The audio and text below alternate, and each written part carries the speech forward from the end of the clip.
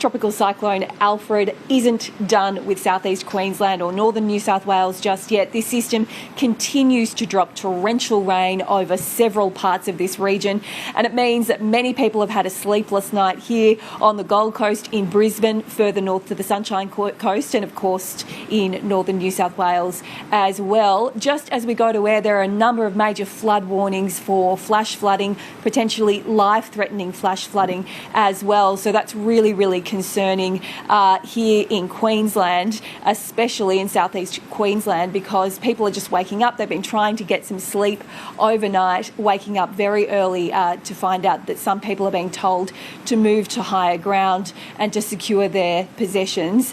The rain is also causing damage to roads and infrastructure, so we'll get a clearer picture of that for you this morning. But now I want to bring in Emma, who's in Brisbane. Emma, it would have been a sleepless night for many there in Brisbane because this system has really packed a punch across Brisbane in the last 24 hours or so.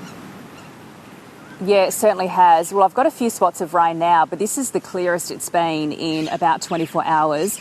The rain has been absolutely relentless. Sheets of driving rain for all of yesterday, and overnight as well in Brisbane there was an alert issued for dangerous thunderstorms.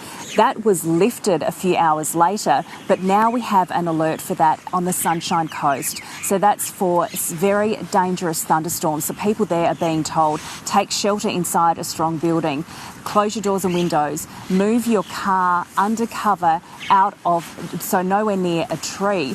So there we're expecting rainfall, 6 hourly totals of between 150 and 180 millimetres, and over a 24-hour period between 300 and 400 millimetres.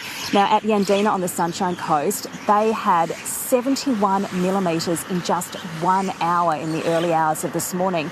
So here in Brisbane, the rain is about to come again, so a system is on its way. So a slight reprieve for the moment, but we have seen creeks flooded and they are overflowing. So that flash flooding that we were told about, the very dangerous and possibly life-threatening risk of flash flooding, is happening. So right now I'm on Newmarket Road at Windsor, which is just north of Brisbane CBD. And if you can see behind me, this road is flooded. We had similar scenes yesterday.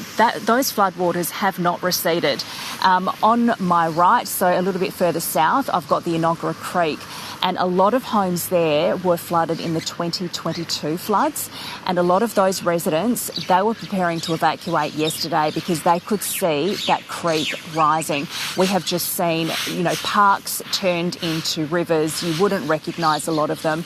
And as you mentioned, there have been a lot of emergency alerts issued as well. In Brisbane itself, a couple of watch and act alerts have been issued, so for people to prepare to leave and to take action or to move to higher ground to prepare.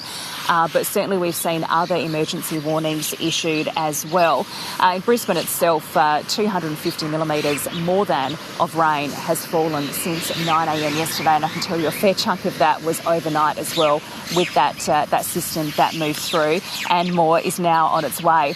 Now, we heard from the Premier, Chris yesterday, who talked about some services being returned to normal, but for many people here, they simply can't get to their work or their business or schools because so many roads are closed.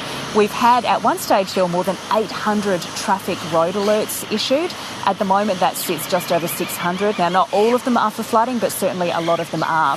So we're told today that more than 700 schools will remain closed. That's not just Brisbane, that's of course the Gold Coast as well. And for some cases it might be the primary school is closed but the high school is opened, and vice versa.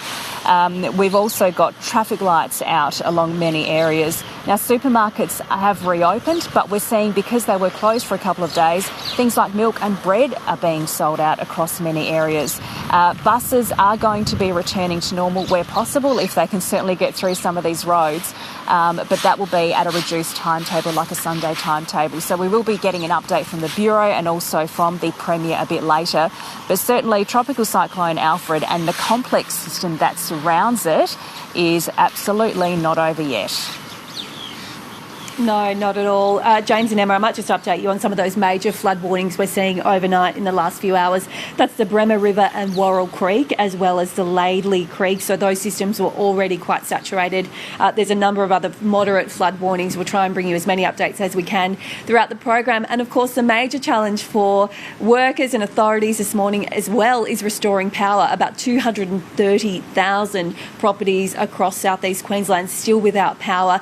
The majority of those are here on the Gold Coast. About 75,000 properties and businesses still don't have power. Some haven't had power since Thursday afternoon. So, look, it is a frustrating situation, but workers are just asking people to be patient as they review critical infrastructure, as they have a look at hundreds of different lines down across these sodden roads, James. So this is a really, really big job for authorities this morning, and they're still having to deal with torrential rain as they do that.